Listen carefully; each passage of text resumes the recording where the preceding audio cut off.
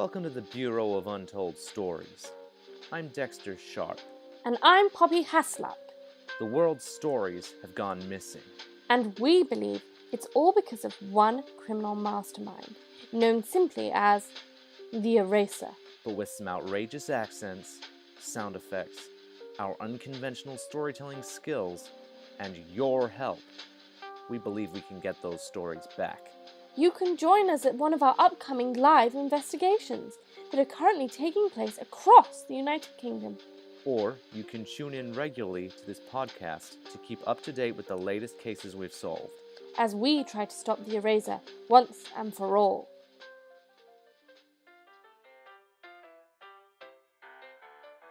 Our first investigation takes place in the historic city of Winchester, a city that was once occupied by the Romans before becoming an unofficial capital of the mobile Anglo-Saxon royal court. The city still has many remnants and tributes to the time of King Alfred the Great, way back in the late 800s, including a large statue of the king himself, who greets visitors who come to the town and walk its still distinctly medieval streets. And don't forget there's King Arthur's Round Table. Well, sort of, Dexter. In the old Winchester Great Hall, you'll find a replica of King Arthur's Round Table. The current paintwork on display was ordered by King Henry VIII in 1522. Though the table itself was built during the reign of Edward I, somewhere between 1250 and 1280. It's one of the many literary tributes in the city, too. Yes! Another literary icon who briefly called Winchester home was none other than Jane Austen, who lived close to the cathedral just before she passed away. You can still see the house where she lived, down near the grand old cathedral that almost sank into the ground. The cathedral was saved by the efforts of one man, William Walker, who donned an old diving suit and shored the foundations of the cathedral between 1906 and 1911, packing in bags of concrete and bricks to keep the walls stable. And inside the cathedral, you'll find the final resting place of Jane Austen. People come from all over the world to visit her grave and pay tribute to this great author. But if we don't stop the Eraser, Jane Austen's famous stories might not be safe. So we headed to the Winchester Discovery Centre, an old corn exchange building that now houses a state-of-the-art library with a cafe, exhibition spaces, and a performance hall, where we welcomed some new recruits to the Bureau. Their task was simple: help us solve some of the case files piling up in our office. And help they did, with a number of missing stories pieced together and case files solved once and for all. Including this one.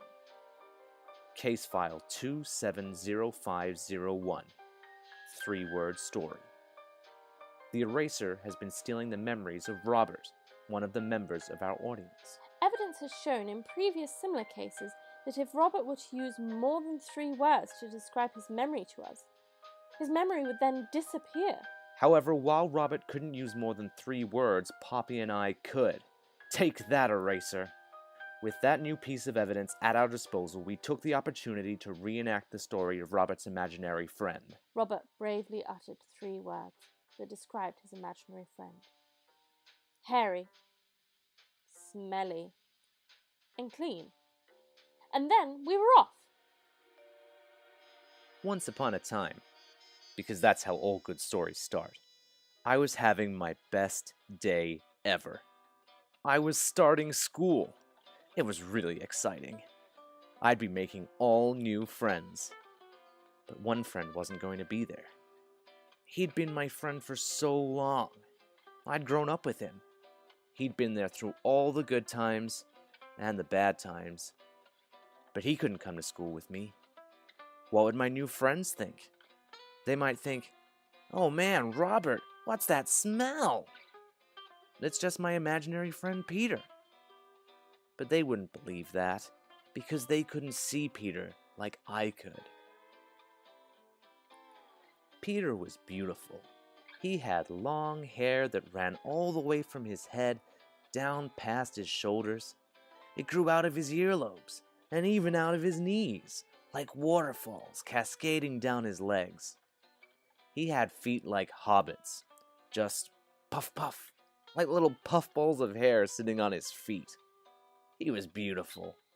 It was like having my own Chewbacca as a pal.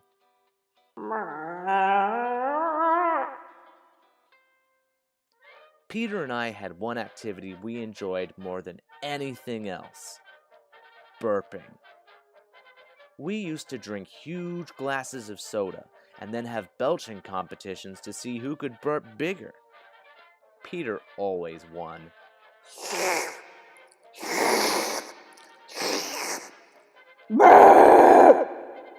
I see that. I raise you. Burp.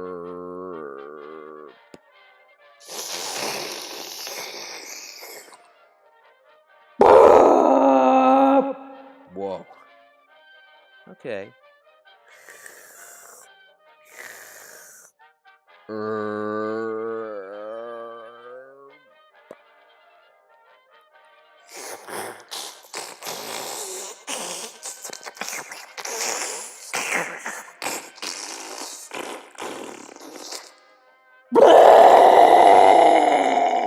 Whoa, okay, you win. I can't compete with that. But what would Peter think if we couldn't do that in the playground? What would my new friends think if Peter just came from nowhere and did a giant burp? I needed to think of what to do. How could I introduce Peter to my new friends? How could we all get along? What was something we could all play together? And then I had it. Football. I decided I would introduce Peter to all my friends one recess when we were playing football. I was pretty good at football, but I wasn't as good as some of my friends. But none of us ever wanted to be goalie. So I had a great suggestion. Let's let Peter, my old friend, be the goalie. He has so much hair, he could stretch himself out across the net and no goal would ever go in. So Peter lined up in the middle of the goal, and one of my new friends, James, set up to take a penalty shot. James thought, "This is easy, there's no one there." He lined the ball up and took a big kick. To James's shock, the ball didn't go in the goal.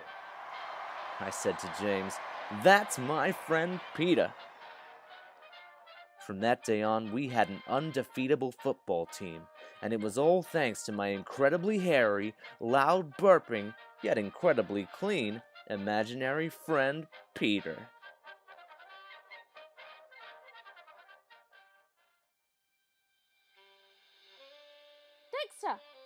Dexter, I've just found this under one of the piles of cases in our office. Oh no, Poppy, what is it? It looks like the eraser has stolen some of the words from this poem. Well, read it out, and perhaps our listeners can try and work out what the missing words are. Great idea, Dexter. Let's see. There once was a young boy called Matt, who had an incredible... Yes, I see. So the eraser has stolen a word that rhymes with Matt. But wait, Dexter, there's more. Oh no. He took it to Mars to see all the... Another missing word. One that rhymes with Mars. Like, fish? No, Dexter. Fish doesn't rhyme with Mars. Well, I don't know what does. Well, someone listening will, Dexter. Don't worry. Okay. Now, there's one more word missing. Have a listen. Which were bigger than boats, or 3... Darn that eraser. How does he manage to steal all these words? I hope someone out there listening can think of some words that rhyme with Matt, Mars, and boats. If you think you've worked out the solution, or you've created your own stories that you'd like to share with us, head to www.brymoreproductions.com/BOUS or click the link in our show notes. And don't forget to subscribe to the Bureau of Untold Stories on your favorite podcast platform so you don't miss any of our future broadcasts. Our next live investigation is being held at the Potteries Museum and Gallery in Stoke-On-Trent on August the 10th, 2018 at 2:30 p.m. Join us as we attempt to stop the eraser in his tracks by creating and sharing even more stories. Until then, this is Poppy Hasluck and Dexter Sharpe of the Bureau of Untold Stories. Signing off.